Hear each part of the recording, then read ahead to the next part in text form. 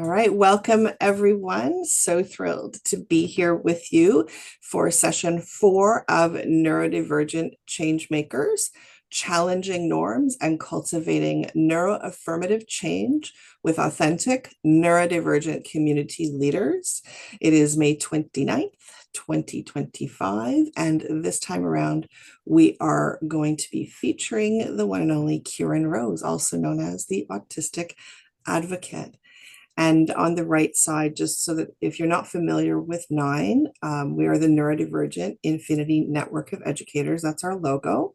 In terms of the image description, the NINE logo is a rainbow infinity symbol breaking through a red brick wall, creating space for a vine with 9 green leaves to emerge.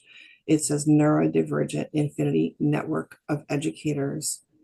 And I'm Karen Tim. I won't be on camera for the bulk of Kieran's presentation, but just for those who would like an image description, I'm a white presenting female.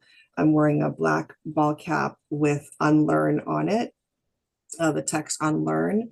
I have my burgundy shirt on it that actually, you can't see the whole thing, but it's got multiple ways of saying we're autistic, but every way is autistic, whether you say it with your hands or with an AAC device or with mouth words.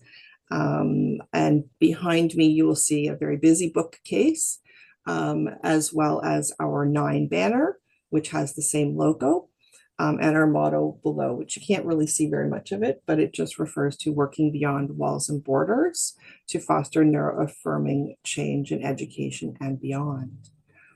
And we're here tonight. If you can change the slide, that would be great, Edwina.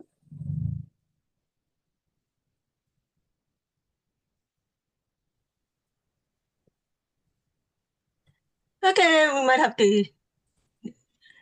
It's not working? No. Okay.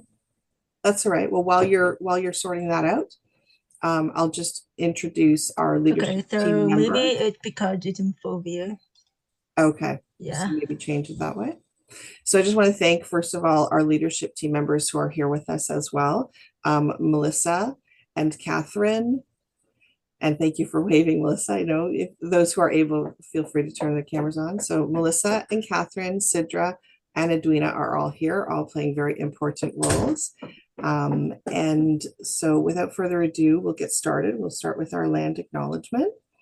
The NINE acknowledges that Indigenous nations around the world have long-standing relationships with the lands upon which our advocacy and community leadership occur. In recognizing the traditional, ancestral, unceded territories of these nations, we value that the struggle for Indigenous rights is deeply connected to all human rights work. When we recognize the systemic and social connections within our work, it is essential that we refuse to historicize these struggles, because doing so ignores the impact of colonial oppression which persists today. In our advocacy efforts, we are committed to disrupting and dismantling the systems of oppression that have dispossessed Indigenous peoples of their lands and denied their rights to self-determination. And this work is essential to human rights work across the world. And our image description for this particular slide is the light shining through the cap of a mushroom growing on a hill amid sprouting plants. Those of you who know me know that I love the details in mushrooms and fungi, and Melissa will tell you one of her students and I had a passion in mycology. So the land brings us so much joy and so much peace, I think, especially as autistics. It's really important that we acknowledge and honor that generations and generations of Indigenous folks around the world have been taking care of the land for endless amounts of time. So to do this heart work that we're doing together in community, and yes, it is hard work, but also heart, we just ask that anybody present in our sessions remember to be present in the learning, but find your focus and honor your comfort as needed. So if you need to, keep your camera off all the time, do that. If you need to just sit and listen, or, be in whatever comfortable space, or take a break, or do whatever, that's completely fine. We're here to share in the space with you. Be mindful that everyone has different experiences. So you may hear different things that don't resonate exactly with your experience, and that's okay, right? Honor and value diverse forms of communication. Many of us, including myself, are multimodal communicators. I don't want to overshare, but I know that Kieran, from Kieran, I learned about being situationally mute through his course, and I definitely resonate with that. And many people don't realize how important it is to have access to reliable forms of communication, whatever that may be in whatever time and space that you're in. Be open to new ideas. You're here, so that's great. For many, some of these things may be things you've discussed before, but for many, they may be new. And be okay with discomfort, because there will be things that may challenge what you've been taught in whatever your professional circles are, or your family circles or cultural circles. And give yourself grace, obviously, right? Because with those moments of discomfort, it's okay to have the discomfort, but be kind to yourself in that discomfort, and engage how you can at this moment in time, which I kind of covered a little bit earlier. And then we're in an autistic led space. So I encourage you, stim freely. Everybody does stim, but for autistics, it's a pretty essential thing, whether we're doing it just inside our minds or physically, whether it is something that we have, tried to suppress for so long. And now we're realizing that rediscovering our natural ways of being, our natural stims, does help us to regulate in our own authentic ways. So embrace that. And if anybody should need it, we will make an affinity space available. Just direct message the host, and one or more of us will hop in to just share space with you. I know I needed that a couple of days ago when I was going into a sensory unfriendly space, and somebody nearby invited me into their office, and we smudged. And it was a very lovely, peaceful experience that I needed. Affinity spaces are very, very important. So without further ado, yes, there he is. I know he's here in real life too, so we want to get me stopping. But I'll just honor the page. This is the picture of Kieran that was on the advertisement, so you'll recognize it. And I believe it's on your website as well. And as we practice our alt text, it is a sepia photo. Edwina did sepia. Yes, I know. A sepia photo of Kieran, a white man with short hair shown from the waist up. He is smiling, wearing eyeglasses, a light shirt, and a dark vest. Interestingly, Kieran, just fun fact, I put the image into ChatGPT only because it's publicly available to see what the AI alt text was going to be. And it referred to you as having an air of confidence and looking. And I thought it was interesting because I thought, how much of that is the mask? And right. And right. It was just an interesting, anyway, I digress. Isn't it? And I'll just share that the 9 logo is there again, but I won't reread the description because I've done that already. So those of you who registered through the poster will have seen a little bit of a bio from Kieran. As much as I love to introduce our guests, I will hand it over to Kieran, but I just want to share how excited I am to be here and share space with Kieran again. I was fortunate to have come across and participated in Kieran's training. Gosh, I feel like it's forever ago, but it was really, really pivotal on my journey as I'm within a decade of diagnosis, of understanding being autistic. But I really, really benefited greatly from hearing the history and the way that he broke up this course so that it just made sense. And we often will talk about, things just made sense when we found out we were autistic. And Kieran's work really epitomized that for me, and I couldn't say enough about the work. So I'm just thrilled to have you back here with us in a 9 event.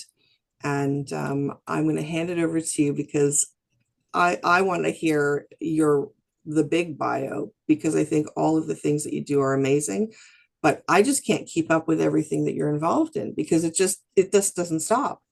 So I'll be quiet for now and I'm going to hand it over to you. And thank you again, Kieran, for being here. Thank you, Karen. The big bio, yeah. I think that sums it up, doesn't it? Actually, so big I can't fit it on one screen. If I was going to share everything, and that's, and I don't mean that in a big-headed way, but literally just like I do lots of things, very factually. So I'm going to talk today a bit about the kind of the narrative arc that the Inside of Autism takes. So that we can kind of cover those points, and we're going to end up at a place of felt safety where Karen and I are going to have a bit of a conversation, and then hopefully you guys will get involved as well. But I always think, like Karen said, I think it's important to know who it is who's talking to you. So especially kind of when you're talking to professionals, and it's important to know that I haven't just wandered in off the street and haven't just started chatting. So I do have a professional background as well as a personal one, obviously. So Karen talked about coming across kind of my work in the early stages of her understanding herself. I've been doing this for myself since 2003. So about 22 years now since I got my diagnosis. So, and I still haven't got to the end of my journey, and I never will. And I think that's the important point of this, that curiosity keeps us moving forward, or it should keep us moving forward anyway. So I am an autistic person. I am undiagnosed, but likely an ADHD person.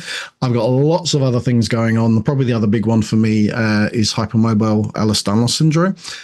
So I have a pain narrative, a physical kind of chronic illness narrative as well.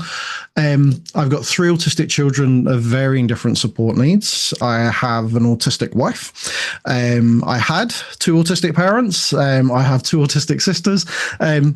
So the autism is strong in my family. So that context is also important, especially in the current climate of political things, where people seem to be able to stand on podiums and say what they like without any kind of evidence base for it. Autism is fundamentally genetic, although maybe flavored by other things, I think is a fair description of what is actually going on. So hereditary, runs in families. You are likely, if you have an autistic child, to have more than one autistic child, even though you might not recognize that. If you have an autistic child, one or both of you are likely to be autistic. And we know anecdotally that kind of neurodivergent people attract neurodivergent people. So that's kind of me personally. I could talk more, but I don't really like talking about myself. So I'll do the professional stuff because that's a little bit easier for me to talk about. I am a consultant and a trainer. I consult to organizations globally. I train people all over the world. Obviously we are here in Canada, and I'm from the UK. And I'm an honorary research associate at the University of Sunderland and external collaborator at University College London, with a research group called GRAND, and also for Durham University as well. I'm a faculty member of the STAR Institute, and they have a conference coming up in the next 2 weeks, which has got an amazing lineup, which I'm privileged to be co-hosting 2 out of the 3 days for. And I'm also a lecturer, a principal lecturer at the University de Castilla-La Mancha. I love saying that. I can't speak Spanish, but I love saying those words. Where they run a critical autism studies course, and I'm one of the principal lecturers on that. I'm an academic researcher, so my research covers, published research covers autistic masking, interpersonal victimization, things like mental health and stigma, monotropism as well. We've got a study coming out on that soon, and also looking at things like therapeutic frameworks. And within all of that, my big interest is identity development, and its relationship with stigma. So they're kind of the key things there. I have a book, which somebody's already mentioned today, and they've got sitting with their copy of it, Autistic Masking, Understanding Identity Management and the Role of Stigma. So that's co-authored with Dr. Amy Pearson, who's an assistant professor at Durham University and also autistic. I've got chapters in all sorts of things. I'll send Karen through this if anybody wants it, where there's QR codes so you can go and pick up those books if you haven't seen them and you would like to. I lecture at universities all over the UK, and I'm involved in a lot of NHS work. So that's the NHS is the health organisation that runs health in the UK. So I do a lot of the work with NHS England and things, and I also do clinical supervision for all sorts of different professionals. My background is in primary education. So that's 5 all the way up to kind of 11. And I've dabbled in kind of secondary school things as well. So I know that there is a big education audience here. So I think that's relevant and pertinent for you to know as well, that although I have been out of education for quite a while now, I can still speak to the education system. I still work closely with educators. So I can kind of see things from all directions. And obviously I'm a parent who had 3 children in school, and they're all home educated now, unfortunately for them. They would rather be in school, and I would rather that they were in school as well, but it just wasn't the right fit for them. So that was a mouthful, wasn't it? I think that's the longest bio I've ever given. So I'll stop sharing. So what are we looking at today? Let me just drop my slide down, and then I can see my notes. So I won't be sharing any more slides today because I'm just going to talk for a little while. Karen asked me to kind of cover the kind of narrative arc that the Inside of Autism takes. So I'll take you through what that is, what that means. The Inside of Autism is a training that I wrote about late 2017. So about, what are we on now? About 8 years ago. And it was originally meant to be a day's training, and I started delivering it in places. And then I got asked to deliver it to a group in a soft play centre, which was fun. And in the middle of the second session, the United Kingdom went into lockdown. So because of COVID. So we had to stop and everything went online. So at that point, I kind of thought, why don't I open it up to more people? Why do I need to keep it restricted to the 20 people that I've got when more people could be able to access this? And it grew and it grew and it grew. What I intended, and what I hope the Inside of Autism does, is look at the autism narrative and pull it apart, absolutely rip it apart, and then put it back together again in a slightly more constructive way. Well, I say slightly, hopefully a lot more than that, in a more constructive way. Reframing things as you go, kind of step by step through the narrative. And there's an arc to it. So I start off with a history of autism, and then I move into kind of what autism isn't, which covers things like co-occurring conditions and stuff like that. And then I move into sensory things and communication, and then I move into things like masking and burnout. And then finally, the final session is framed around identity. I've made it sound simple. It's not that simple. And the original version was about 6 hours long. I'm currently rewriting and redelivering a new version to my membership, which will go public next year. And each of the first 2 sessions have been 3 hours long so far. So it's 6 hours already in just 2 sessions. They'll be broken down so it'll be a bit more accessible. But the whole point of it is to support anyone, whether you are autistic, whether you are a professional, whether you are a parent, or whether you are a combination of those things, to help reframe what you think you know, to understand why we think the way that we do about autism and autistic people, and more broadly kind of neurodivergence and the neurodiversity paradigm.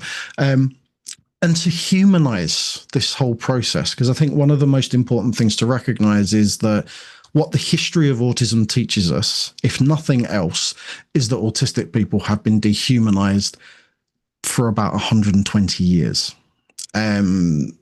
Prior to that, before the word autism existed, autistic people were still being dehumanized, but we didn't know that they were autistic. But as that label has evolved and been named and evolved through the years, it has become a dehumanizing practice to view autistic people through. So that history is really, really problematic. And what it has done has created something which I refer to as an ecology of stigma that exists around autistic people. So what an ecology is the environment that we exist within. So that environment that's been curated around autistic people has been one of stigma. So that stigma is when you basically when you look at someone and you make judgments about them based on maybe their appearance, maybe how they move, maybe how they look. And stigma underpins things like racism and sexism and ableism and enables those kind of things to happen. So the ecology of stigma has been created around autistic people in the same way that psychology and psychiatry have developed in stigmatizing ways. So one of the reasons for that is that those fields have predominantly been curated and created by white people, by white men predominantly, by white academic men, by white maybe outwardly straight men, by white non-disabled men, and all seen through a Western lens. And I always love when at the beginning, Karen gave a thank you to the land. And I know that colleagues of mine that work in Australia, it's really important to recognise the land that you are on and recognise Indigenous culture. So those experiences and those views have not been taken into account anywhere within this narrative at all. It's literally been that white academic westernized lens that has been applied to autistic people as it has been applied to so many of this. So one of the important factors around all of this is imperialism and colonization. So they are key motives in this ecology of stigma that exists around autistic people. And even someone who is a white male myself, a white Western male myself, is subjected to that imperialism and that colonization. Obviously not into the same extent as racism, but the narrative is soaked in that ideology. Also, the systems that are built around us, and that's not just the systems that are built around autistic people, the systems that are built around us as Westerners particularly, education, health, social care, it's all soaked in the same ideologies, which looks at people as in there is a right way to be and a wrong way to be. And that's what the medical model which addresses autistic people and addresses disabled people, that's the lens that we are looked through, that there is a right way to be and a wrong way to be. The whole concept of autism spectrum disorder is a dehumanizing framework. The construct, which is the diagnostic criteria, is a measure of the fallibility of autistic people. We are not good enough, and those ways that we are not good enough are visible enough that we can receive a diagnosis.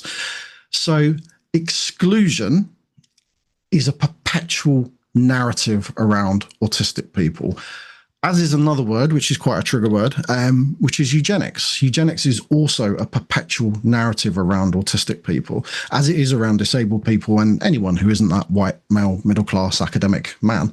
But it gets applied manually in the autism narrative. It's particularly obvious when we use labels like low functioning and high functioning, that differentiation between supposed types of autistic people, which is a really superficial way of looking at autistic people, but it's one that's steeped in some people hold value to society and some people hold less value to society. That's a eugenics narrative, and that's still very, very prevalent today. So what this does and what this is, when we apply this lens to a group of people who don't match that lens. So basically, when the white male academic man looks at a group of people and observes them and says, well, you don't behave like me, you don't look like me, you don't hold the same values as me, you don't communicate in the same way as me, therefore there must be something wrong with you because I'm the right way to be. So no one's openly actively said that for a long time, but that's the eugenics narrative that underpins all this. People did used to say these things openly, they say them less openly now, but still think them and still work in the same way. So that ideology is still kind of manually applied to this narrative. So what this is a term that I've kind of coined in the last couple of years, is a form of neurological imperialism. So what that is, that's the systemic imposition of neurotypical norms, values and ways of being, and then positioning those as superior and universal and also inherently human. So from that Western lens, the way that Western society views how humans should behave, communicate, and act, that's seen as the right human way to be. It's inherently human to be like that. So anyone that doesn't act like that is therefore superior, non-universal, and also not fully human. So that's that positioning. When we look at the diagnostic criteria for autism, if I were to take you through the 2 pages that exist out of that big book, one of those pages is literally filled with words which show non-superiority, which show non-universalness, and show absolutely that we are not seen as human beings and not seen as fully working human beings. So that's on that big systemic kind of level. But neurological imperialism also applies on an interpersonal level as well. So that is when someone assumes that their experience, that their norms, that their values, that their ways of being are inherently the right way to be, are inherently human. And we see this quite often in the adoption of neurotypical people making assumptions around autistic people.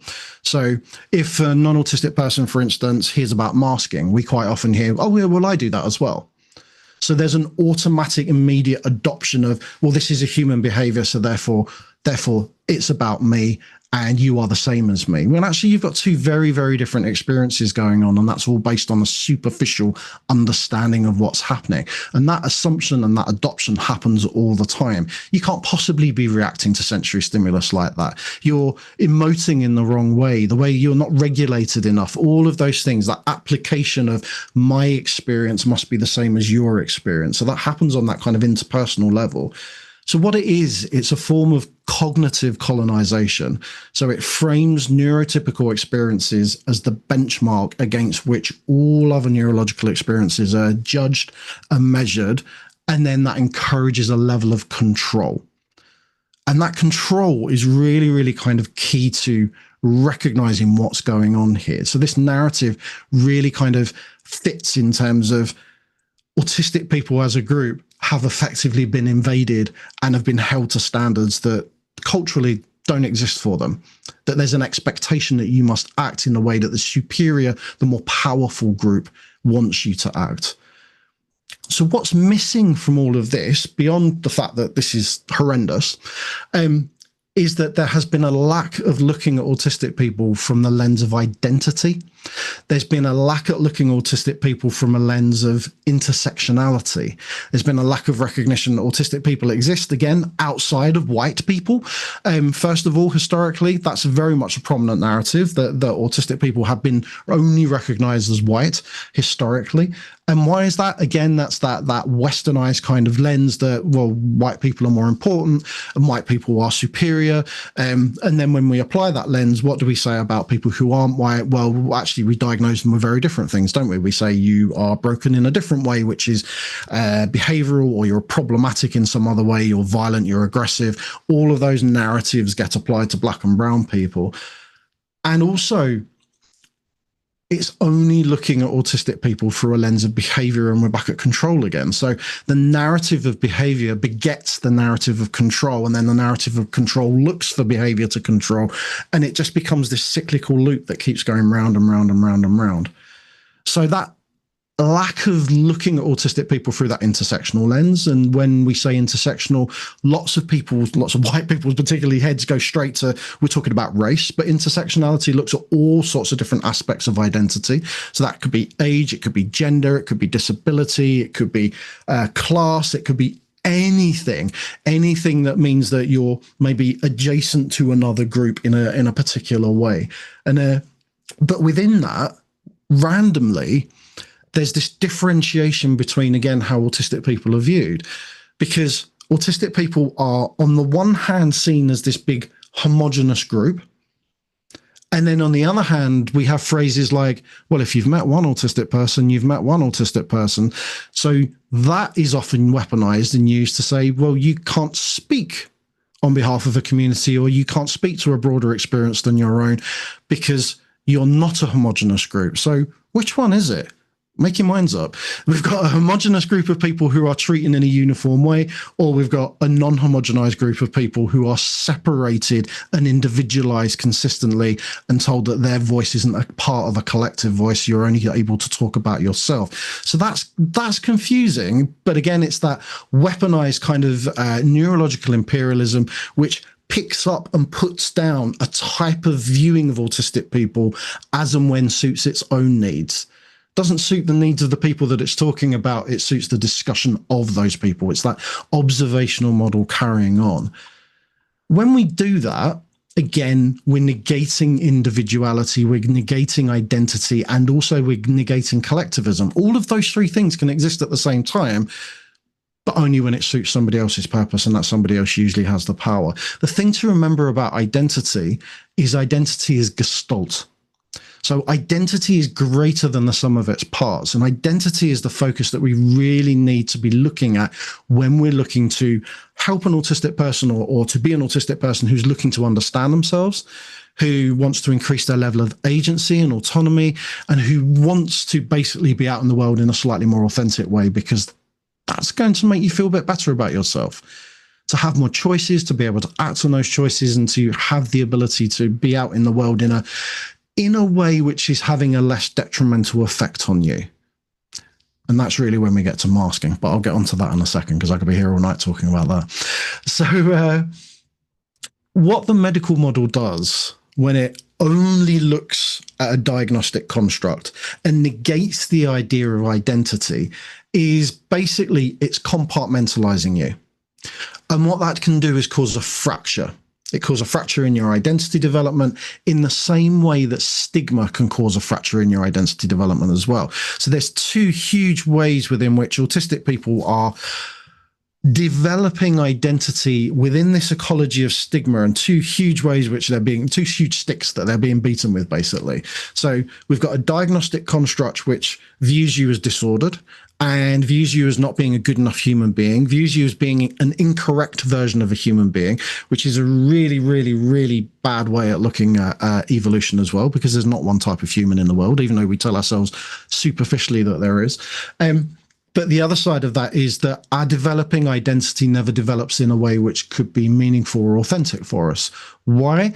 Because of all this pressure that's going on around us, where people are viewing you through these lenses of behavior. They're trying to apply control narratives to you, and you are trying to exist within systems which didn't even have you on the radar and still don't really have you on the radar unless in superficial ways, particularly when we come to education and the amount of, unfortunately, conformity that's within education, the linear systems that we have in Western education systems, and the way that people are kind of, children particularly, are funneled through these steps towards getting an exam and moving on to the next education system, and then getting an exam and moving on to the next education system, all with the outcome of achieving this becoming this white academic male. That's really the focus here of all of this, isn't it?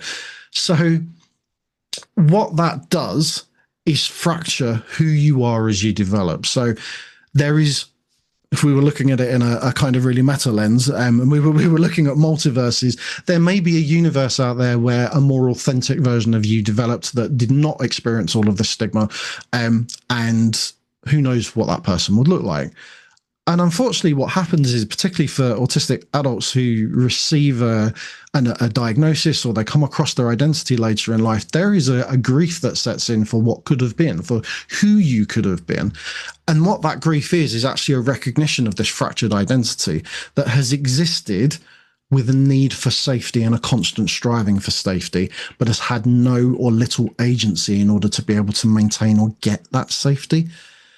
And then when you think about that on a much broader lens, and that's me speaking from the perspective of a white male presenting autistic person, if you intersectionally experience other ways within which you are marginalized, then that need and that ability to get safety, the need for safety is going to increase, and the ability to get safety is going to decrease.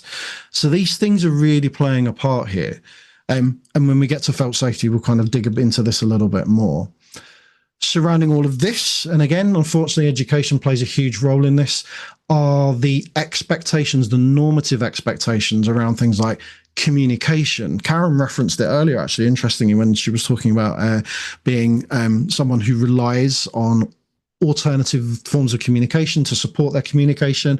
And I am the same. So I quite often surprise people because I can talk extensively. If I could do an autism training, I could probably do a training all day without a break and not stop talking. I'd probably collapse in a heap the next day.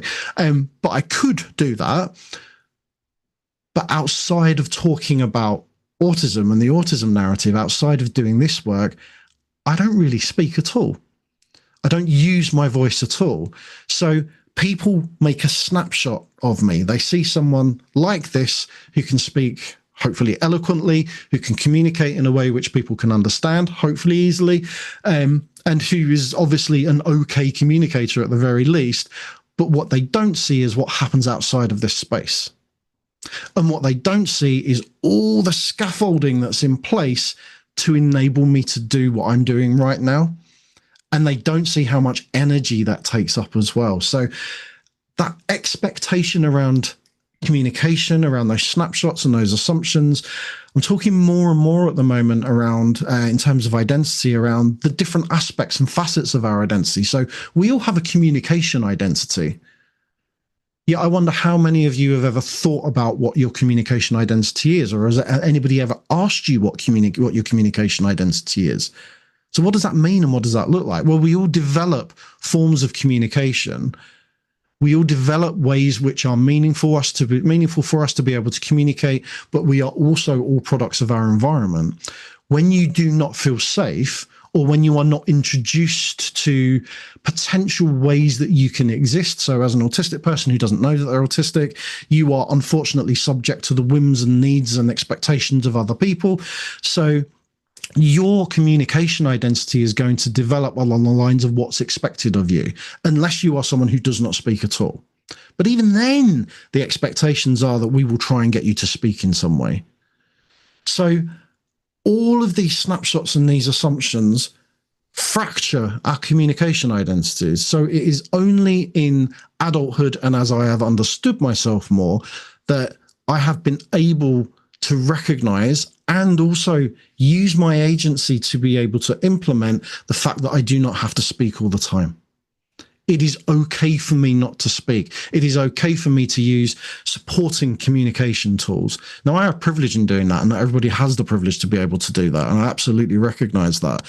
But this is a narrative that we need to be talking about more, and particularly with our young people. If you have an autistic young person who speaks, why do you assume that that's the right form of communication for them? Why do they have to speak all the time? If you have an autistic person who does not speak, why do we assume that they have to be able to speak? If you don't speak, well, you're unintelligent, aren't you? If you can speak, well, you should always be able to speak. If you speak well, you don't need any support. They're the narratives that we go down, and they're wrong narratives because they don't look at our communication identities because, again, we're subjected to neurological imperialism. It's assumed that speech is the be-all and end-all and the most wonderful form of communication, so therefore everybody must do it, and if you don't do it, you're a problem. Or if you do it, you shouldn't be able to stop doing it, or you shouldn't need to utilize any other tools to be able to communicate, which is ridiculous because I presume most people here use email, most people here use text messages, most people here maybe used to write letters if you're a certain age. So we are all using non-spoken forms of communication all the time, yet only one of them is recognized as the right way to do it. Again, it's neurological imperialism. So stigma is part of the day-to-day experience of autistic people. When you are growing up, when you're an adult, when you're an elderly person, and probably still carrying on when we drop down dead, to be perfectly honest. So where every aspect, beyond the ones that I've even briefly touched on today, where every aspect of our personhood is up in some way for correction, pathologization, and stigmatization, pretty much from the moment you're born. So think about that concept. So think about if we were to carve up the facets of life experiences of autistic people, how we communicate is stigmatized, How we play is stigmatized. How we behave is stigmatized. How we emote is stigmatized. How we regulate our body and our brains is stigmatized. How we move is stigmatized. How we sleep is stigmatized. How we eat is, like, I could go on and on and on. Every single aspect of our lives, every facet of human experience is potentially pathologized and stigmatized, and is up for correction, whether that's directly, whether that's through an interventional therapy, and I use that term loosely, or whether it's just in the natural course of life where microaggressions, unwitting ones, bombard us constantly. Stop doing that. Sit still. Eat your dinner. Those things, those kind of things that constantly are fracturing and attacking who we are as an actual person. So that's exhausting, absolutely exhausting, to grow up within that narrative, to develop within that narrative, but also to exist on a day-to-day within that narrative as well. And I know someone asked a question about autistic burnout. And if you want to know one of the biggest factors into autistic burnout, I've just told you. It's the fact that we exist in a world which is constantly attacking us. And I don't mean an environment in terms of the greenery outside or anything like that, although that can play a part of it, the outside environment, and whether we live in cities and things like that, and the tools that we use and those things are draining to us, but also the constant onslaught of not being neurotypical is constantly draining as well. So that's what you're having to hold. So how do we mitigate against this? Well, there's one important way that we do that, which is autistic masking. So autistic masking isn't something which is only native to autistic people. It's something that all marginalized groups experience. So all marginalized groups have a narrative around masking in some way, shape, or form. So what that is when you are growing up and developing and going through your life under this onslaught of stigma, surrounded by this ecology of stigma, then you are looking to seek to be safe in whatever way, shape, and form you can. But you have very little agency. So what that agency does is, or how that agency is exerted, is by, and this is really ironic because for years we've been told that autistic people are really suck at empathy, which is wrong. And also, most people don't understand, or lots of people don't understand, that empathy is actually your literal ability to put yourself in someone else's shoes and see things from their perspective.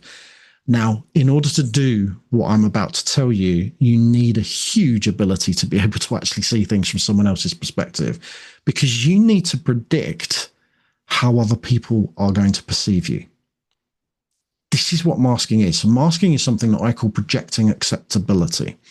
So you are constantly scanning, and this is the same application for an autistic person who speaks, an autistic person who doesn't speak, an autistic person that will be thrown under the awful umbrella of being severely or profound autistic, or it doesn't matter what co-occurring things you have going on. This is happening because there is this narrative of control and correction around you on whatever level you exist, or whatever plane you exist upon. So other people form an expectation of you. They look at you, they perceive you, they know what they want you to do, they know how they want you to behave, but they're also looking for you to do the expected.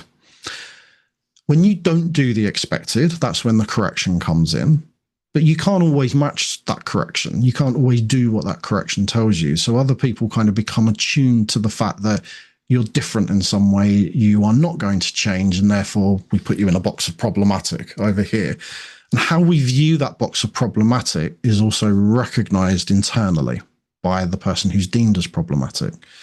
So you are really good at perceiving what other people think of you and how other people expect you to behave. Some people might be able to lean in to those more kind of neurotypical conforming expectations. Some people might not have the ability to do that. That doesn't mean that either or both or neither are masking, because they both are. So if other people expect you to have big behaviors, if other people expect you to be whizzing around the room at 400 miles an hour, if other people expect you to be the class clown, well, then quite often there's a falling into that narrative. It's not necessarily who you are, but you are meeting the expectations of other people. So what you're doing is saying, this is me. you expect this of me, so I'm going to give this to you. Therefore, that makes me safe for you. Then I know how you're going to treat me. Now, you might treat me badly, but if I acted in some other way, I don't know how you're going to treat me. So I keep you safe for me, which keeps me safe for you. That dynamic, that power dynamic there.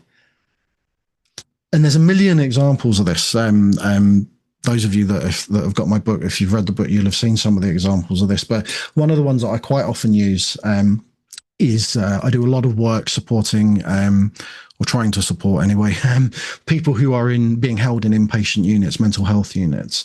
And there was one particular person that was being discussed by the staff, and I kind of interjected and said, "Look, when was the first time you met this person?"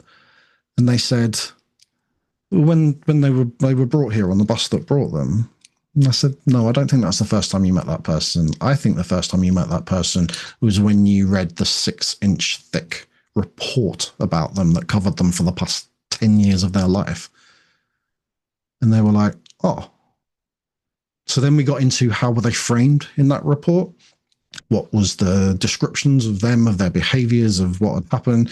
And as you can probably imagine, when you start dissecting those things, it starts coming out that the person has been viewed through the lens of behavior. They haven't been able to conform to that behavior. So there's been a narrative of restraint, whether that's chemical or physical, and so on and so on and so on. So of course, the person then has lived up to those expectations. So that's the caricature of the person that they're expecting to see. So when that person first arrived, I said, when they did actually physically come here, how did you greet them? Who was there? What happened? So then it turns out that there's the nurse there ready to kind of, the charge nurse is there ready to kind of bring them in and sign them in. Also surrounded by 2 6-foot-tall, big-built orderlies ready to jump in and restrain. So I said, so that was your expectation of that person. So the person also has an expectation of what's going to happen and how they're going to be perceived before they've even got there. So they're coming in on the bus and they're sitting there thinking, "Oh, going to happen again, isn't it? I am going to be distressed. I am," and they're probably not thinking this consciously, but unconsciously, this narrative is, "I'm going to end up in this place. I'm going to be distressed. They're not going to meet my needs. They're going to treat me like crap. So therefore, self-fulfilling prophecy, away we go." And everybody plays their roles. Everybody lives up to their expectations.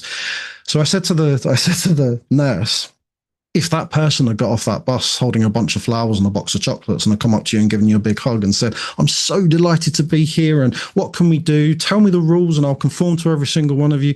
So you wouldn't have known how to react to that, and the person stepping off that bus wouldn't have known how you would have responded to that. And obviously they were not in a position to give you a bunch of flowers and a box of chocolates. But that's the metaphor here, that we are expecting all sorts of things to happen, and we have expectations of other people constantly. But when there is a power dynamic plonked into the middle of that, autistic people surrounded by that ecology of stigma, surrounded by that level of correction and pathologization, surrounded by that lack of safety, are shaping their identities through their developmental years. I'm saying we shaping our identities through our developmental years based around other people's needs and expectations. Now, a non-speaking autistic person that might have physical co-occurring conditions, you cannot tell me that they are not shaping their identities around the narrative of control that they are subjected to, the narrative of medicalization, the narrative of behavioral therapies, that is not shaping who they are, and they are not responding to that in certain ways. And obviously, we quite often get to the point where non-speaking people are eventually facilitated with a form of meaningful communication for them, and we find out that they're the smartest people in the room. So, what this all is, and where I'm all kind of going with this, we're leading up to felt safety, and I'll shut up in a minute so Karen can come in. In a world shaped by neurological imperialism, where neurotypical norms are imposed as the standard for thought and behavior and even emotional expression, autistic people are rarely granted the conditions for true psychological safety.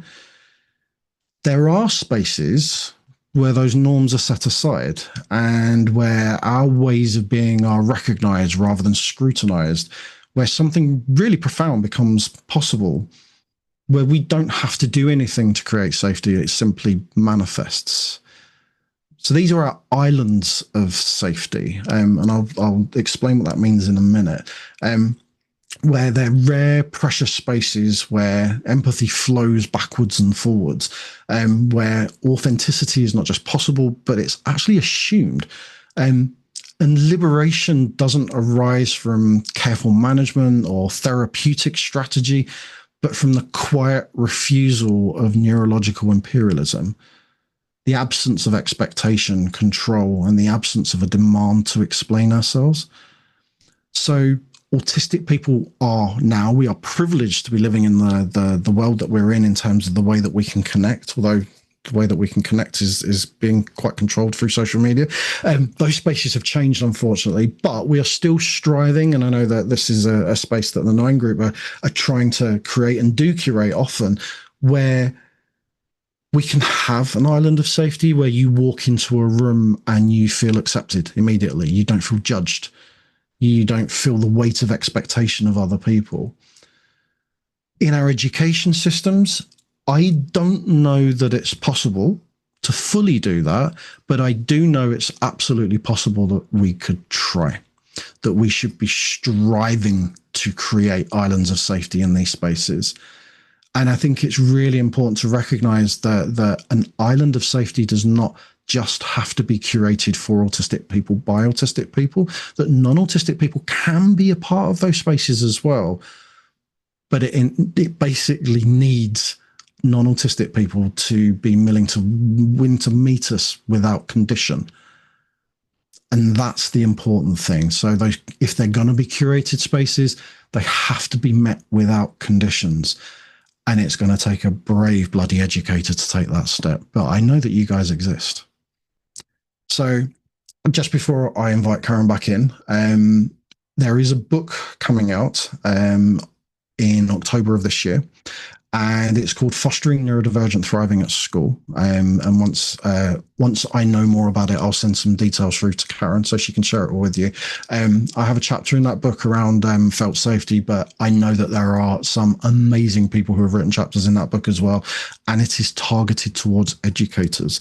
So if there is ever a foundational step that you would like to take, and you would like that in written form, then that's coming your way very, very soon. Karen. So many thoughts. So many thoughts. Yeah. Where to begin? I mean, I do want to get to felt safety, but I just want to go back to, your conversation about neurological imperialism. And there's a few of us present in the space, who typically at this time of the day on a Thursday evening before our class, we are working through Chapman's Empire of Normality. Yeah.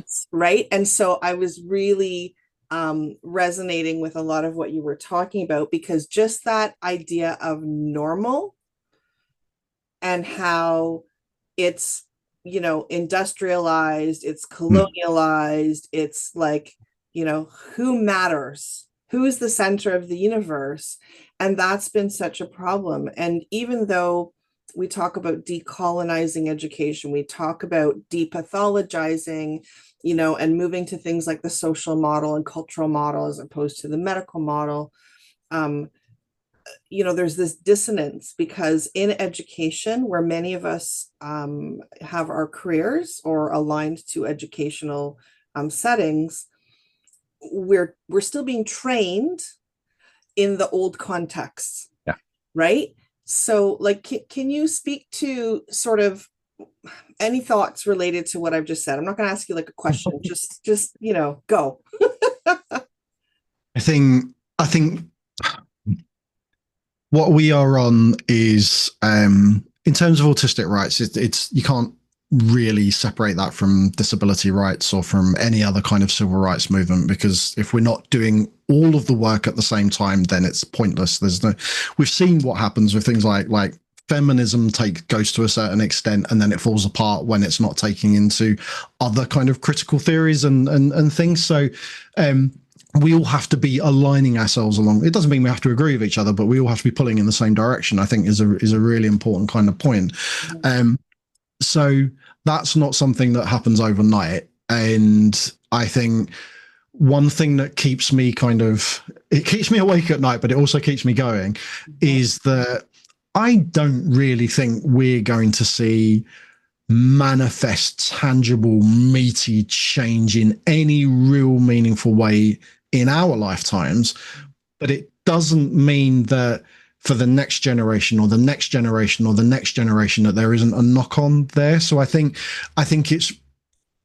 there is, unfortunately, with that narrative, a huge amount of collateral damage, an enormous amount of collateral damage. So we have to do our best on a day-to-day basis on the front line to support and save as many people as we can. And I don't use save in a kind of a white knighting way, because we're all doing that. We're all doing that work. Whether it's people who are professional within this field, or whether it's people whether it's people kind of tweeting or arguing with people on Facebook, or debating or informing people in different ways. We're all doing that work of saving people, even though we might not see the people that we save. So I think that narrative is really kind of key to this, that we have to hold space for the fact that the work that we do now, we might not live to witness the impact of that work, but future generations will feel that impact. And obviously the generations that follow, as we have done, will pick up the ball and run with it even further, and it will just keep being passed down the line. I think within that, though, on that kind of day-to-day basis, yes, in terms of education, teacher training, I know teacher training in Canada and the US is as pointless and awful when it comes to kind of intersectional narratives and things as it is here in the UK, and the style of within which teachers are taught and the narratives which teachers are introduced to are problematic in so many ways. And we step back in history, don't we, when we go through teacher training with, Victorians were being taught in the same way as teachers are now, and we're still applying the same narratives in our classrooms and to schools, and we still teach historically in the same way as we have for the last 200 and odd years. So there's got to be a big shift, and I think that shift is going to come. When it comes, I don't know. But on that day-to-day basis, I think what we have to, where I was going with this really long-winded point, is that we have to hold faith in the fact that there are not more autistic people in the world, but there are more knowing autistic people in the world. And those autistic people are in all sorts of spaces and nooks and crannies, hidden away in all sorts of fields and industries, and not just research, not just in education, not just in medicine, like everywhere. So in a weird sort of way, and apologies to any neurotypical people if it sounds like this, I am going to use a word that might trigger you, we're infiltrating. But we're not, because we always existed in those spaces. Just now we know that we're autistic in those spaces, which is a slightly different thing. So being autistic in a space, although sometimes that might draw a big target on your back, also means you're having ripple effects that you don't even see. Just by merely being in that space and doing what you do, being autistic in that space. Even if you're not out in that space, you're still having some ripple influence there in the just existing within there and doing the things that you can do in the way that you can. Like having that even tiny power to change is still power to change. So we have to hold faith in the fact that the more people who recognize that they're autistic, the more our younger generations are coming through, and they have parents who better understand these narratives, better understand themselves, recognize the problematicness of all of these systems, and aren't just reliant on these systems without questioning them. That's going to cause ripple. And I think we're on a societal levels, particularly in kind of the US, Canada, and here, I think we're already seeing the ripples of those changes. By the fact, the thing that indicates that most is that there is almost a tightening of the grip of conservatism around change, like not wanting to change, not wanting to recognize these things. I think that's the dying embers of the past. And I think if we can hold fast through this, then we can actually push through. And what we see on the other side of this is going to be phenomenally different we might not get to see it. That's the only thing. So this is change is glacial. It's long term. Sustainable change though needs to be glacial and long term, because if we have quick changes can be taken away, as we're seeing in the US right now. Like, you can sign something and then all your civil rights disappear that you've been working for 50 years. This is long-term societal change. This is a different thing to getting laws in place and getting policies in place. This is changing mindsets, and that's a much slower pace. But I genuinely think it will happen. Just unfortunately, we might not bear the fruits of that labor. Well, what we're seeing as autistic and otherwise neurodivergent educators in 9, not just locally, but our affiliate networks and people all around the world who are educators who are neurodivergent, I always say, like, ripples become waves. It's absolutely happening. I think the delays that we're seeing are specifically when it's systemically ingrained in, for example, teacher practicums, right, in the universities. I was having a conversation the other day about, the problem with tenure sometimes is that some people's ideas are not, they're not challenged because they have that privilege. And I've noticed that, in conversations with autistic researchers, because the more of us that are involved in autistic-led research, the more we can broaden the narrative. But a lot of us are going back into school for no other reason except to disrupt the narrative, for no other reason but to get into, the colleges and universities and help shift the thinking. Because I know when we ran a workshop back at the end of March, our workshop filled up so quickly, and that the demand is there to learn from neurodivergent educators. The demand is there. And I think that's why, like, when you speak of these, like, islands of safety or safe islands, I agree that allies can do the things to help ensure those exist.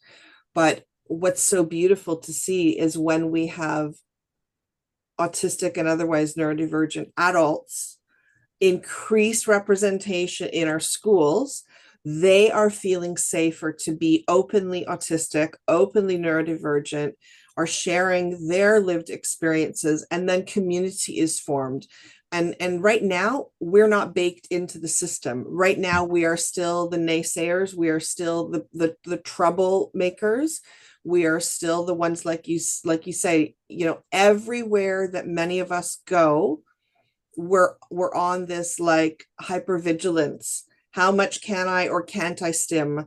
How much, what happens when I'm wearing a hat and sunglasses and, like, nobody else is, because of the horrible sensory and accessibility that still exists. All of these things, it can feel like we have a target on our back, right? And so the safe spaces for us are not established yet. And so anyway, so again, it's not really a question, but there's lots of, there's just so much that I think is happening that's powerful and good, and that there is a desire from educators to change. It's knowing, like, there's information overload right now, right? And so when people come to us, we're frequently reiterating the importance of learning from autistics, learning from people who are neurodivergent. And I like to use a term that our friend Lulu said to me one day about, it's got to be the autistics who have the pulse on the community, right? It's not a tokenistic, here's our random autistic that we found. Autistic researchers, autistic educators, not to say that, random autistics are not valuable, and like, everybody is authentically inherently valuable.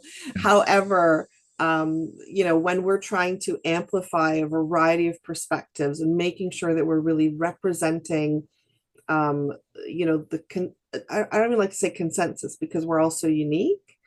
But we need to be amplifying non-speakers. We need to be amplifying people of, across all walks, right? And multiply disabled. There are so many of us that are have such intersecting lenses through which we experience the world and how we are seen. And I can't agree more, Karen. yeah. Hi, Lulu, by the way.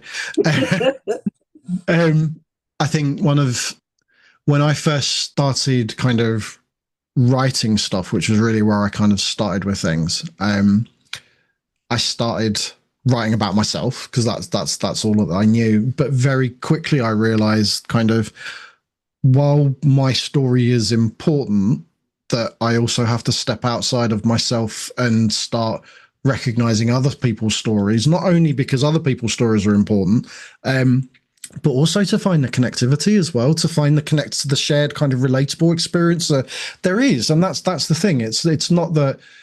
I quite often say there's no such thing as autism, because autism is a diagnostic construct that doesn't really exist. But there is such a thing as autistic experience, and that's the core experience that we all share. Otherwise, we wouldn't exist as a community. That wouldn't happen.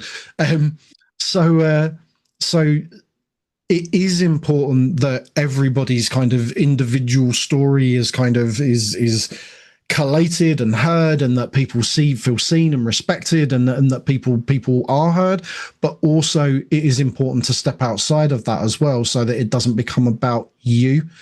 And that's, I say this to autistic people all the time, particularly autistic people who are kind of new in recognizing themselves, because nearly every autistic person that recognizes themselves is like, I want to be an advocate, I want to fix the world. And it's like, that's great, slow down a little bit, because there are a lot of people who are ahead of you on this journey. That doesn't mean that you know less than them or that they know better than you. What it does mean is that they have access to more information, and they have access to more historical narratives, and they can see the paths that have been trodden.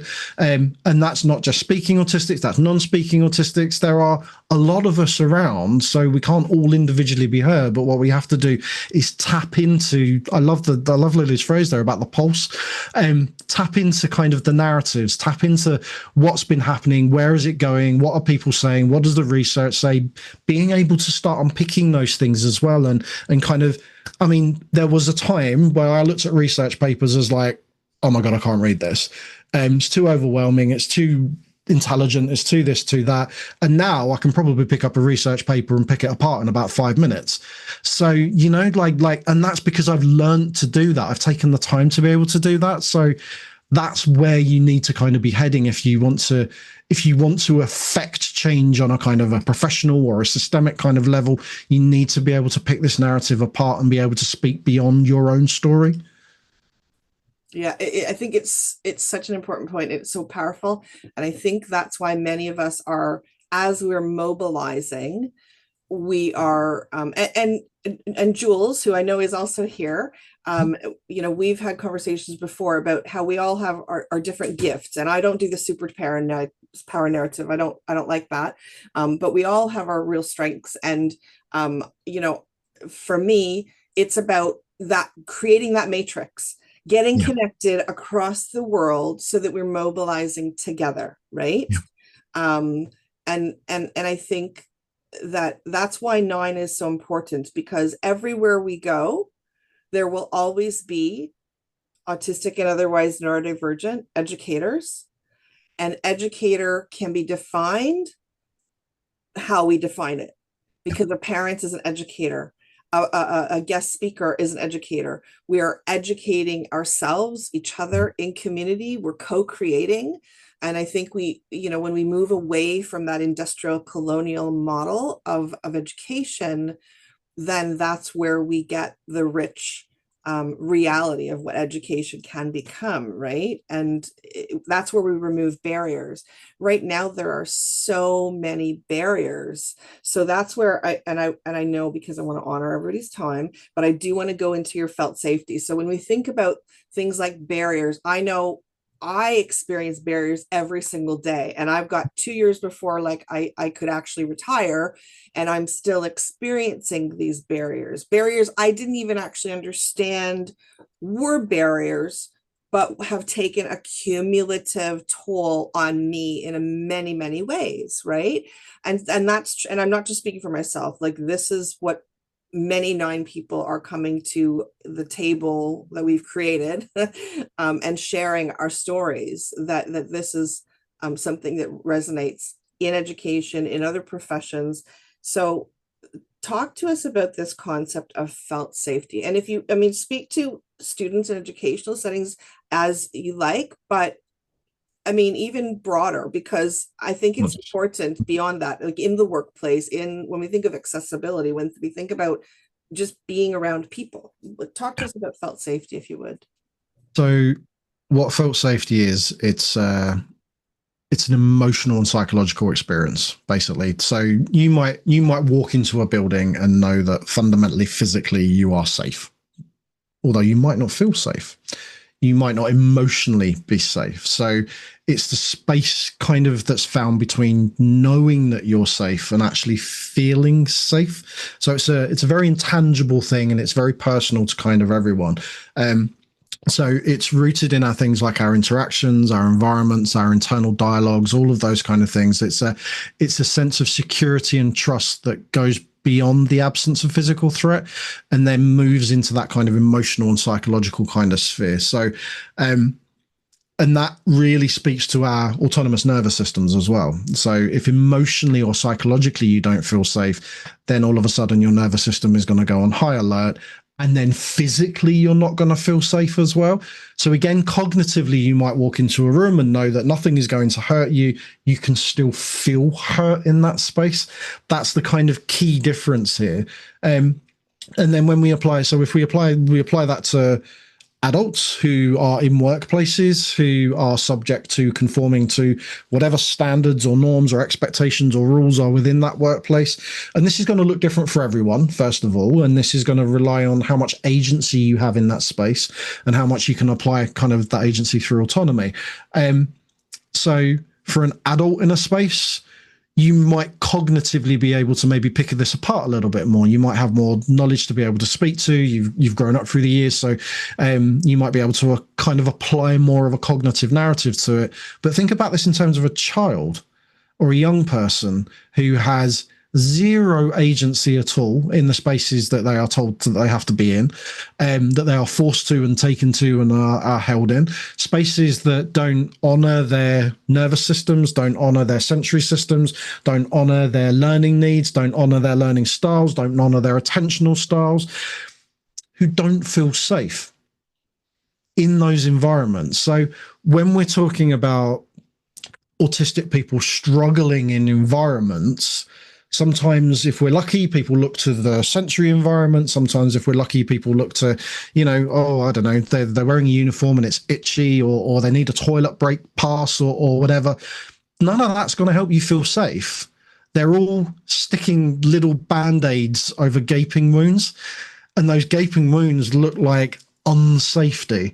And I think one of the key things to remember with this, particularly when it comes to adults as well, is that if you have lived your life feeling unsafe, the feeling of safety is going to be relatively unknown to you. So if you do feel safe, you might not be able to recognize it. You might not be able to tangibly describe what that means. Or if you are safe, you might not even be able to connect to that safety because you have felt unsafe for so long. So I think for a lot of autistic people, and this again is extended when you look intersectionally at autistic people, and you think about different marginalized experiences across all sorts of ranges of experience, because anybody can be autistic, then that level of lacking safety just like the dial goes up and goes up and goes up and goes up. So you are further and further away from feeling safe than you possibly can be. And then within that narrative, someone might come in and say, oh, we'll put some reasonable adjustments in place for you. That'll help you, won't it? No.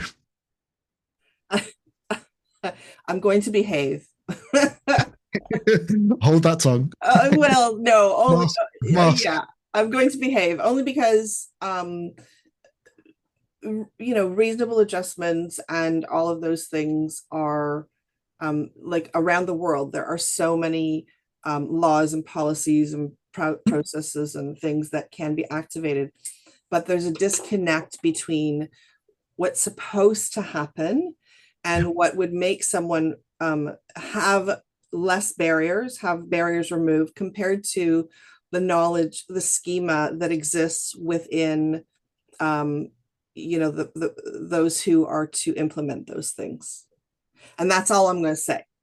Because I won't get myself in any trouble, even though people know I'm okay getting myself in trouble. But the reality is there is quite a disconnect. Yes. And I think that's where, when we think of this, like, do you feel safe? There may be this sense from other people that, oh yeah, this is great, and this, but internally it can't exist until that disconnect is, I think, bridged, right? Yeah.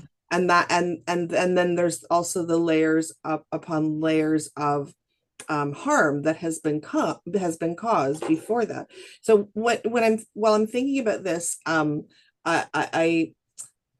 we hear so often this phrase in education, and I went through to become, a specialist in behavior many years ago, right? So you know where I'm going with this.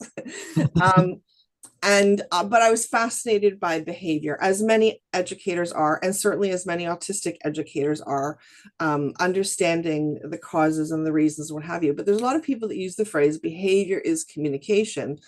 And I will always, even though I know what they're saying, I will always reiterate to them that behavior is only communication if you actually understand the language that is being spoken or communicated.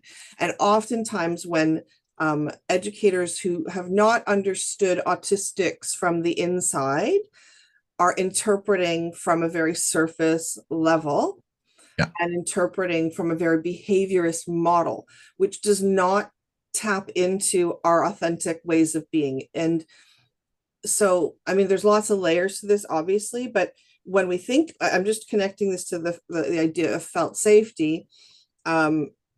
Oftentimes people will, say, okay, well, so they're behaving in a particular way, there's a negative connotation to the behavior, is perceived.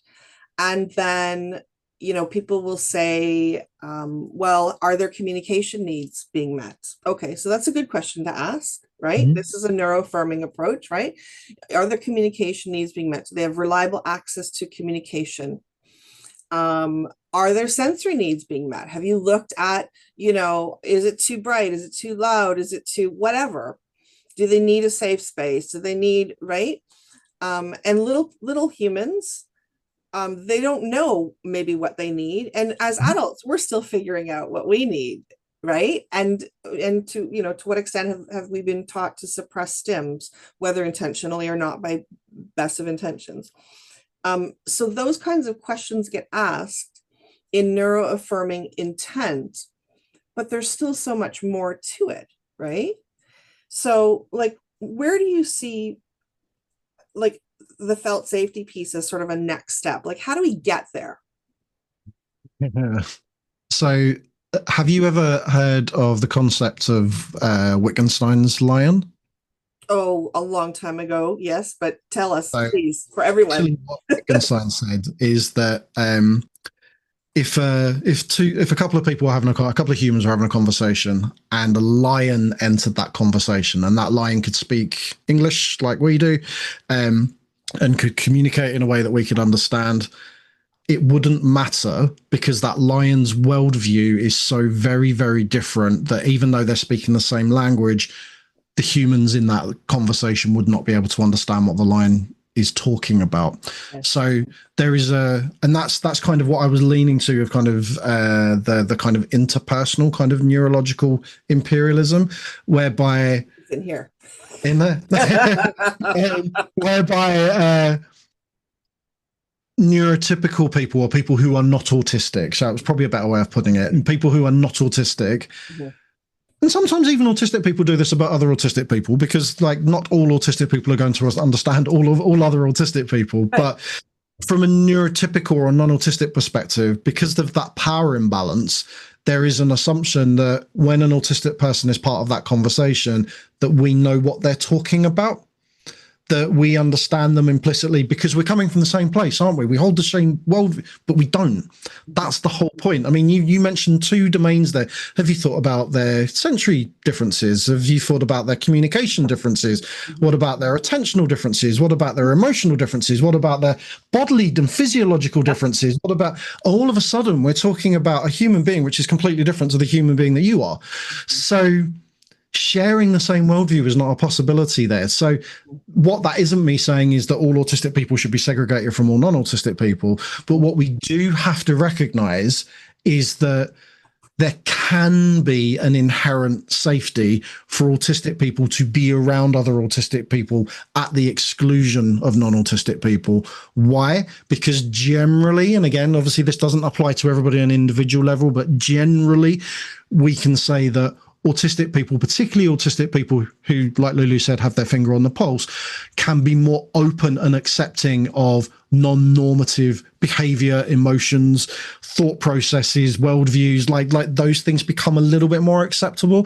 So I'm doing a study at the moment with Amy Pearson, who I wrote the book with, and Dr. Luke Bearden. I don't know if you've come across Dr. Luke Bearden before. And we're doing a study on suicidal ideation and suicidality, which sounds really bleak. But ironically, it's a co-produced study. We have a large group of autistic people that we're working with. And Luke's done a little write-up of this that he hasn't published yet. And he's talked about the joy of that space, because we are all able to talk about suicidal ideation and our experiences of suicide, whether that's our own personal ones or our friends or loved ones or whatever, without a fear of risk, without the fear of some professional is going to jump in and do a risk assessment on us and then give us a suicide helpline number and then or red flags and all of that. So the safety is implicit already because we know that that's not going to happen. So, and that isn't because we've planned it that way. That's just because it's a group of autistic people that have come together and are having a conversation. So the risk is gone. The safety is implied implicitly without anybody having to mention it or do anything. That's what Luke, someone asked Luke and said, like, can you capture what you did? And he said, no, we didn't do anything. We just gathered together. Yes. And that's the kind of thing here. So again, this is not me saying that autistic people need to be segregated from non-autistic people, but autistic people need space away from non-autistic people because inherently non-autistic people are not safe for us because of that history that I described, because of the things that you've spoken to, because of that ecology of stigma and that imposition of neurotypical framing on us all of the time. We're not safe. So if we want to do that next level, what we have to do, or what non-autistic people need to do, people who hold the power need to do, is facilitate space and then step away from it. Yes. Your power to provide the platform, but don't stay in that platform. Don't lead it. Don't dictate it. Don't curate it. You step away. You just facilitate. And that's really what we kind of need. And we can do that with our students and with our pupils as well. When we curate spaces, we don't just curate spaces in schools. We prescribe spaces in schools, and then we run, we frame, we dictate what happens in those spaces. But actually what we need to do is provide space for autistic people of all ages to connect, to engage with each other, to learn from each other without that fear that they're going to become more autistic. That actually we just provide that space and then we just step away. Holding space for people.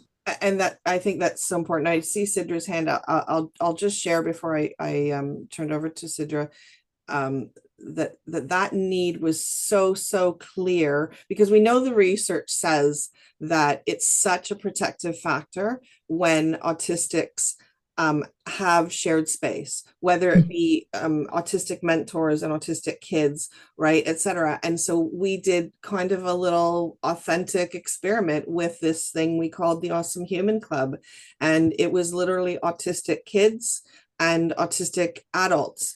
And again, there are not a lot of openly autistic educators, so thankfully some of us had found each other and we were able to share space, and it brought us as much joy as it did the kids.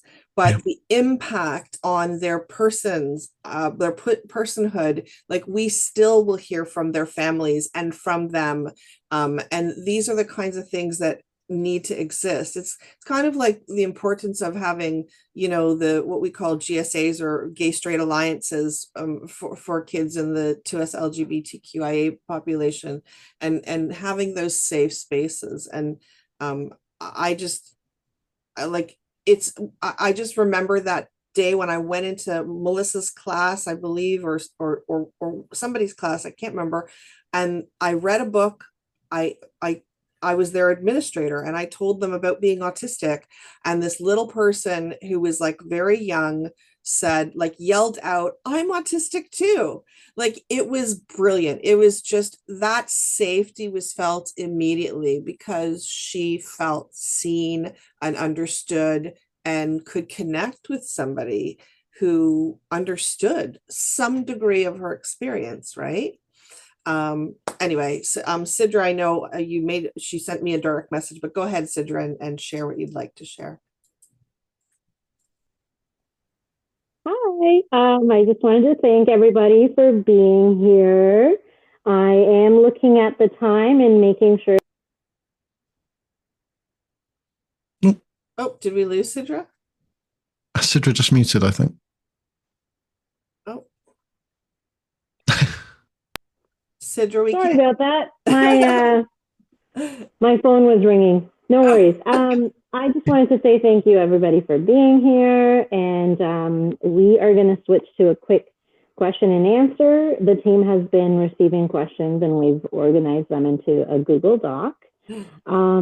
So I'm going to go ahead and share that. But before I do, I just wanted to. I think she's getting another phone call. Sidra, are you there? Again. Oh my gosh, I'm so sorry. Okay. If people have to leave right now, one of us will put a feedback survey in the chat.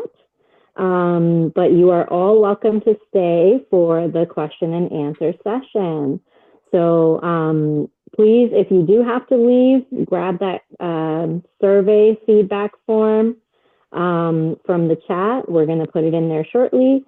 And it seems like I'm not able to speak and look at the questions doc at the same time. Let me try one last time. Okay.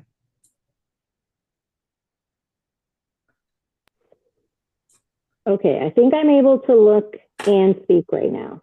All right. So, Kieran, thank you so much for all the knowledge you have shared. I'm going to go ahead and share the first question with you. That came from one of the people that are writing their questions in the chat. I know it isn't this simple, but as an educator trying to help shift mindsets, what should be a place to start, or what should be the thing we can start to focus on? Because of things like information overload and such ingrained biases, how do we get movement? What is one simple thing every person can do to make more waves that actually makes a difference? Wow. Yeah, I know. That sounds like a simple question, doesn't it? But it isn't.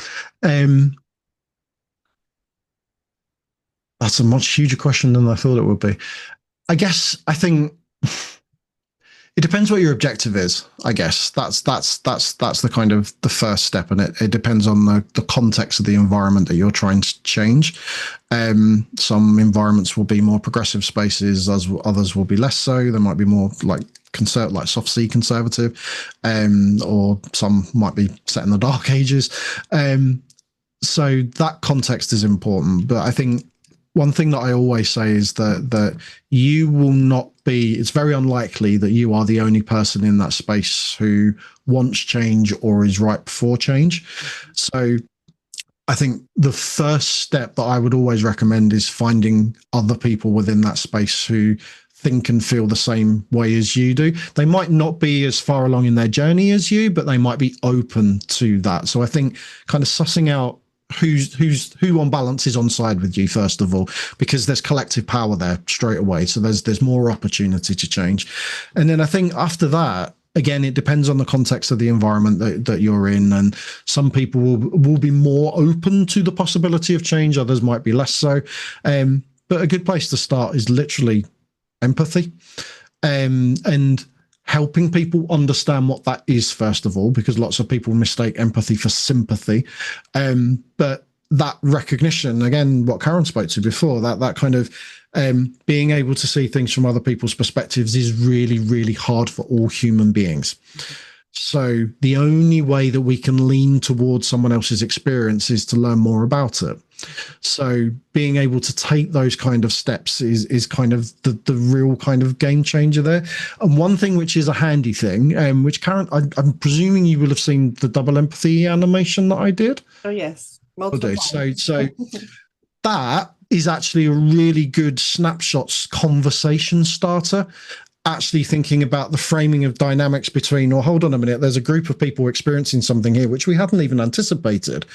So, so even like little things like that, it doesn't have to be that, obviously, I'm just saying that because that's the first thing that pops into my head, but little kind of conversation starters, those things that curate curiosity, they're the things that are going to kind of invoke that change. But prior to that, for me, it would be seeking out where are my allies within this space and how can we work together to kind of increase our allyhood and bring more people over.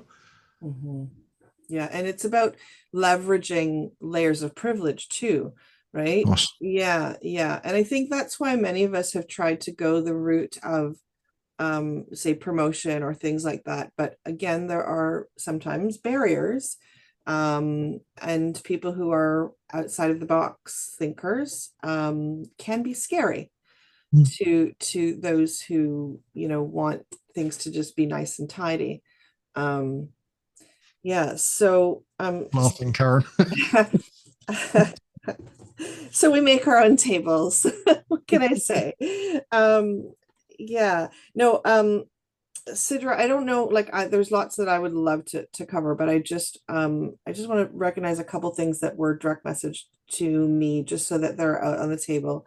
Yeah, Lulu reminded, just when I made the comment about behavior as communication, only when it's in, when you understand the language. I concur 100% with what she said, and I should have been clear about this as well, because I know it, but sometimes I forget the schema that everybody has. That behavior or movements can often also be involuntary, in which case they're not actually communicating. And so that's also a huge reason why it's very problematic for people to say that kind of phrase. And it's an assumption. And we hear it, honestly, I think I must hear it multiple times a week, still in educational circles. And you have to deep dive to explain to people what that means, right? Yeah, go ahead.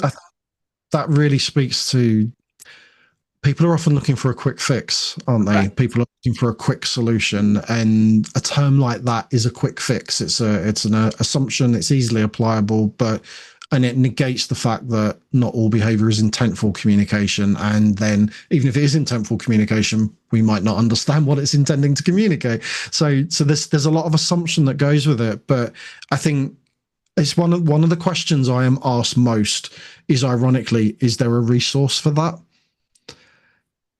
And I'm like, no, there is not a one-page easy explainer that's going to solve all of your problems. You need to once you've established that there is something you need to learn about, that's a journey you need to go on. There's not one thing that I can give you that's easily going to resolve that or help you understand that in any meaningful way. Only in superficial ways. You need to kind of do that work yourself. And so I think it's a really important point. And I think, and we found this when we were running our PD in March as well, that as I know you've experienced this too, that sort of one-stop shop that people want us to kind of hand them the answer. And the challenge is that it's not an answer, because every situation is unique. There are circumstances within the layers of the circumstances that will contribute to what happened, or a student's needs, or the dynamic in the class, or what have you. But it really is about a mindset, a complete shift, and a completely different way of seeing the world. And I think often when I try to explain to people about my sensory differences from theirs, they often will have the moment where literally they could be in a very high up leadership role, And that moment that we have that one conversation, it's like it's for the first time hit them that their sensory experience is not shared by other people. And it's that kind of hitting people in the face that we can do it gently. And that's helpful in bringing allies about, but it's exhausting to continue to try and do that. And so I think as we come together and find each other, and feel safer, like you said, and be able to help contribute to creating those islands of safety, like that's going to be huge in making change, even before policies can change, even before, right? Yeah, it's so important. Sidra, were there any other kind of big questions, or Melissa? Yeah, go ahead. Thank you so much. And actually, I did take notes, and I wrote down about the islands of safety, and so did a couple other members, because that is so important. And it brought me back to our second session of Neurodivergent Changemakers, when Kieran Rose was asked, how do we go about getting our family members to see us for who we are and start accepting that autism runs in our family? And one of the things she had answered was, again, you'll always have one person in the family, maybe they're a far relative or a cousin or something, but they have always given you that unspoken feeling of safety, or you kind of know that they're on the cusp of understanding. And just reach those people and get together with them. And almost as if, like, you can't go to the big boss. Like, if it's a video game, because that's how I thought, you can't go to the big boss until you've defeated the other bosses. So you go to someone in your community, in your school, as an educator who already has shown interest or shown the ability to understand, and you start there to build that community, that island of safety. So I love that. Thank you so much, both Karen and Kieran. The next question, we don't have that many more, but we certainly have a handful of questions. So I'd love to get through them if we can. Autistic burnout versus depression. What is the difference? So if we were going to quantify a difference between the two, although it is difficult to quantify a difference between the two, you could look as one as a more physical / physiological experience, and the other one more as a kind of cognitive experience, although the cognitive experience obviously comes with physical symptoms as well. So the reasons why the two happen might be connected, but they're also distinct as well, because one is about energy levels, really. And the other one, although it becomes about energy levels, is starting off from a place of I am unhappy. So those two things aren't necessarily the same thing. So when we're talking about burnout, it's the kind of the biological and physiological effects of that day-to-day kind of stigma, microaggressions, your energy being depleted in holding yourself in certain situations, feeling unsafe, all of those kind of things. So what we tend to see happen in autistic people, and not necessarily all autistic people, but burnout kind of precedes and then overlaps with depression. It becomes a kind of a set of stages that happen. They're not all linear stages. They don't all happen in the same way, in the same shape or time, but you will notice more physical and cognitive things happening to you before maybe you get to that stage of I am clinically unhappy and I cannot face the world. So although they have parallels of each other, there are kind of things that you can tease them apart a little bit, although they do overlap. So it's not as easy to say that one is one thing and one is another thing, because in a way they're both constructs, and they're both constructs which are, all constructs are problematically put together. They don't apply to everybody. They're not neat boxes, and they do overlap. But I guess it's really important to recognize that it has been assumed historically that lots of autistic people are depressed when they might not have been. When their physical presentation, when their cognitive presentation of things like brain fog, where speech becomes maybe less or more, where you become more sensitive to sensory kind of stuff that impacts you negatively, or you seek more kind of sensory input that from things that you didn't seek as much before. So it becomes kind of extremes of things in negative and negative ways in lots of ways. But all of that kind of doesn't necessarily have to come with, I can't face the world. It can come with those things, but it doesn't necessarily have to. So I think if we're going to distinguish between the two, that's the kind of rough, kind of vague distinction between them. But because the historical fact has been there has been a complete lack of professional recognition of autistic burnout, and still is, we're still only on, I think it's like 9 papers we're on now, something like that, 10, like since the first paper was published in 2020. So by Dora Rainmaker and that first initial one. So we are still professionally and academically in the dark ages about something that we as a community have been talking about for nearly 4 decades now.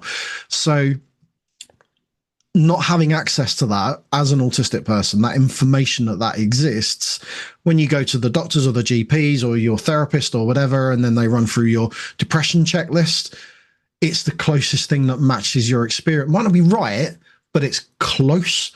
And then obviously that triggers then a series of, well, then you're depressed. And so you need more therapy, or you need drugs, or you need, and then when the drugs don't work, then that means that you're a problem, doesn't it? But it's not that they're not necessarily doing anything for you. It's that they're not right for you, because actually what they're meant to do isn't what's going on with you.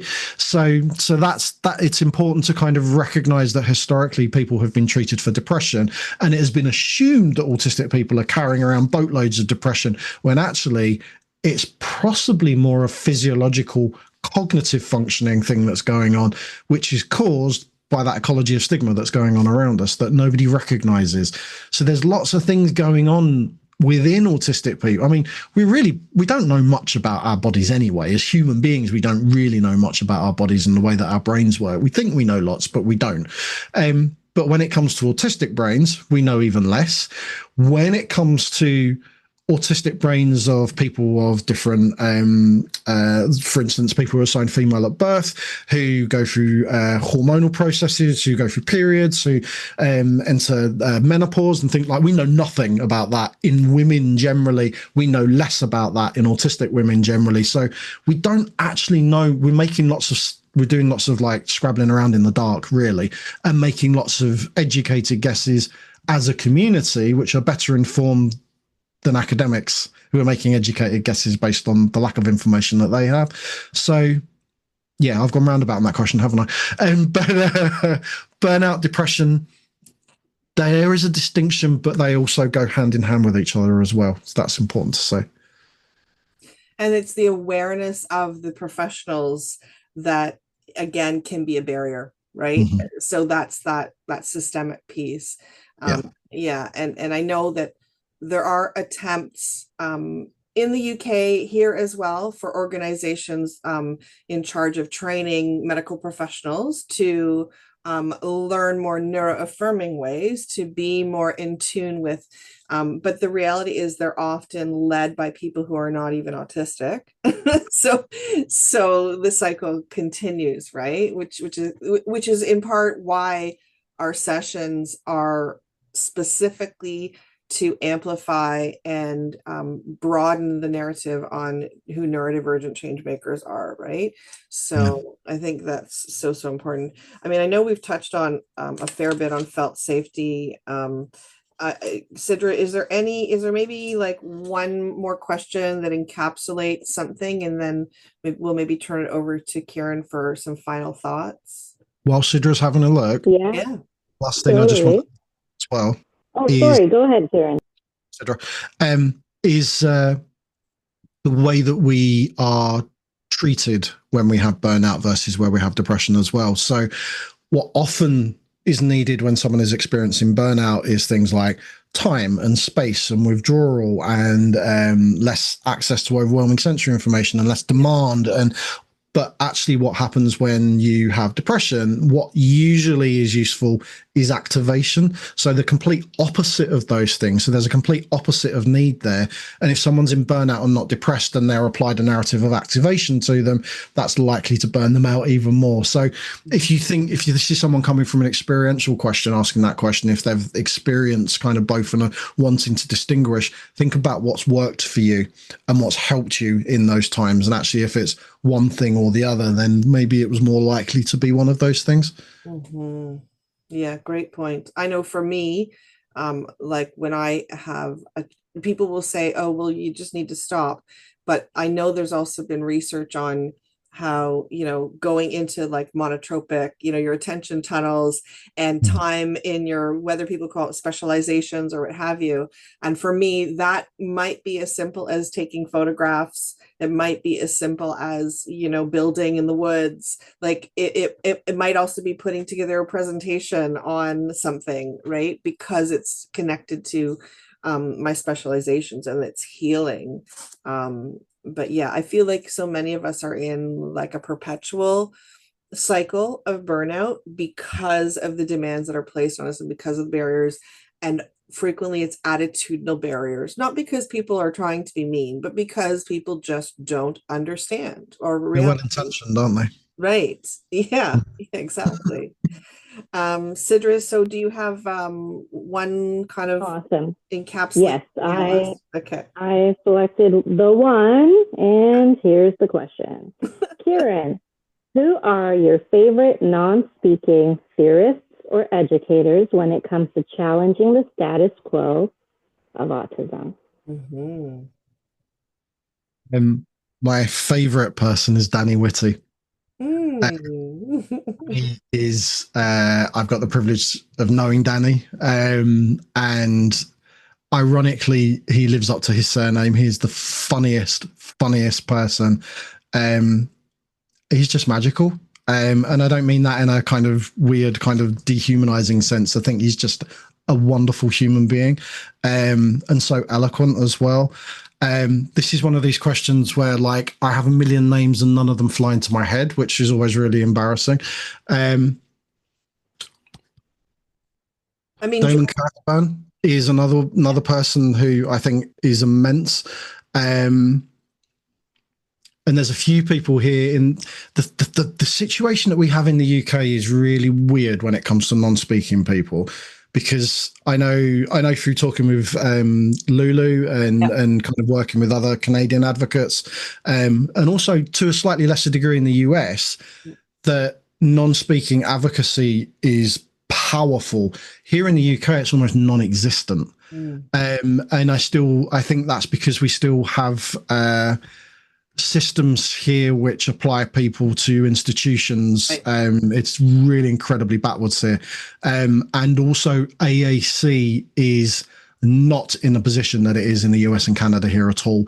It's minimally used here because of the NHS, which is one of the drawbacks of the NHS and the way that people are employed within the NHS. I know I've gone off topic a little bit, but I think it's relevant as well. So it's not that I don't know non-speaking autistic people and I don't know non-speaking advocates. I know lots. But what I'll probably have to do is come up with a list and send them to you afterwards because names don't work. and we have a Google Classroom, which is only accessible to our school board folks, but we can also put some more on our website. We're in the process of redoing our website. We frequently will amplify the work being done by Communication First, which is where Jordan Zimmerman is. And of course, Jordan really important work. And I know you know of Jordan, obviously. And in Canada, Damon Kersebaum is, of course, somebody who has done a lot of advocacy work, and I know will only continue to get more and more active. There are so many. One of the only reasons I keep my Twitter open, to be perfectly honest, is because Tanya Melanchuk, who's in South Africa, who is a speaking autistic, but created a tremendous thread, which was geared specifically to amplify a different non-speaker over and over, like multiple. So I have that saved somewhere. So I'll maybe add that into resources, and we send out and add that to our Google Classroom for those who are attending from our school board. Yeah, so a great question though. And oh, Lulu says, and Imani Bukala, am I saying it right? Bukala. I feel like I'm saying it wrong. Who runs Disassembly with Adam. Yes, yes. Oh, see, people are sending us names now too. Yeah, there are so. This is what I love, though. I know, but and this is why it's so important to be connected, because as soon as you see the names, right, they're there. But certainly if people are looking for resources, check out the websites, and we'll amplify a variety of folks, because we do 100% believe communication is a human right, and we're very much about amplifying non-speakers and ensuring that that is something that people understand. That concept of presumed competence is so pivotal, and thankfully there is research coming out that is saying what autistics have been saying forever, that so many non-speakers are so much more highly capable than what people outside of their world were realizing, in terms of being hyperlexic and reading very early, and knowing years later all those things that are being said about little autistic humans who are non-speakers. They hear them, they remember them. And so what are we doing as educators when we talk about children, when we assume that they are not understanding us, when many non-speakers are? And obviously everybody's unique, and there are different coexisting differences. But oh yes, and Jen, I'm not going to read your whole list, but I do want to amplify Bree Guerra, because Bree is just like so amazing, and is in the States, but for a period of time was with us in our Awesome Human Club, and it was such an honor for me to get to meet them and work with them. And the writing and the blogging that non-speakers are doing is just so powerful, right? And that's the thing. It's kind of one of the arguments against kind of the differentiation of non-speaking and speaking autistic people has always been historically that non-speaking autistic people are unintelligent. They're not able to communicate. And actually, the wave of advocacy that's coming through from non-speakers, which is affirming all the things that speaking autistic people have been saying for a long time. Obviously, their subjective and experiential difference are framed around their communication identity, but reinforcing like the neurodiversity paradigm and understanding things like masking and connecting with those narratives and saying, no, this is also for me as well. And yet that bit gets hidden away, doesn't it? Absolutely. This is what I was saying at the beginning about the connectivity, the core relationship between all autistic people. That's the bit that we need to get to, and that's the bit that needs highlighted. Well, I think that's why, and I know we do need to wrap up, but I have to be in class in like 7 minutes. But I know that many autistic educators and autistic students have really connected with each other, even before the autistic educators knew they were autistic, myself included, and learning from and knowing little autistic humans, and realizing almost simultaneously in many cases, why we understood each other, and whether it was sensory experiences or eye contact, or affinity for certain specializations, or how we felt in terms of social justice. Those things help us have these unique perspectives on so many students and colleagues who are so misunderstood, and so I think underestimated and undervalued. And like I said, ultimately we all have human rights. Everyone should be considered of value. It's not about what you contribute. It's not about, we are all inherently valuable as human beings. But autistic educators, neurodivergent educators, there's something to be said for ensuring that we're in schools and feeling safe, because if we don't feel safe, if we can't be open and openly stimming and right, all of those things, and using our preferred modes of communication at any given time, then what does that say about where our students can be, right? Absolutely. So final thoughts from you, Kieran.